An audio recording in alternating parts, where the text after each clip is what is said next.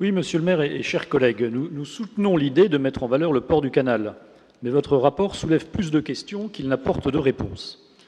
Ce parc urbain, d'ailleurs, existe déjà, mais il faut le valoriser et assurer la tranquillité publique. Alors nous avons 4 observations. La première, elle est quand même très gênante, c'est que nous n'avons pas le projet. Vous nous demandez ce soir de voter sur un projet, mais nous ne l'avons pas reçu. Nous ne voyons qu'un catalogue de belles intentions et une enveloppe de 9 millions d'euros. Et une belle photo. Assortie d'une tranche ferme et d'une tranche fonctionnelle dont nous ne connaissons pas le début du commencement du contenu.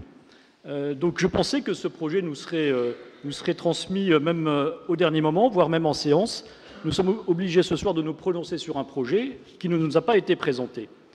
La deuxième observation, c'est que nous souhaiterions que les riverains et les Dijonnais soient consultés sur la finalisation de ce projet et ses modalités, sur lequel le rapport reste très évasif.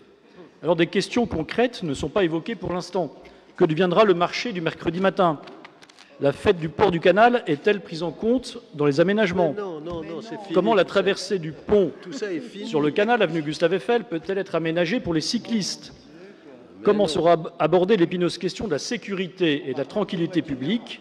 Il sera nécessaire de trancher si l'ensemble du site reste ouvert et accessible toute la nuit ou s'il peut être au moins en partie clôturé et gardienné.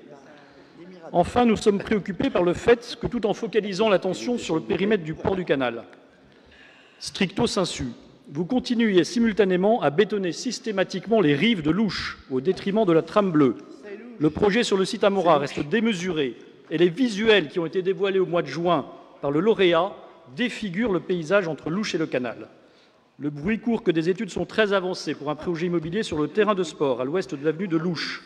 Enfin, tout le monde redoute votre projet sur le flanc sud de la CIGV avec une tour de 10 étages quand vous avez encore l'opportunité d'opter cette fois-ci pour un véritable nouveau parc.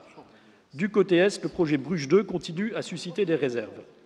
Donc c'est pour cela que, dans l'attente de plus de précisions sur le contenu du projet et d'une véritable concertation, nous nous abstiendrons.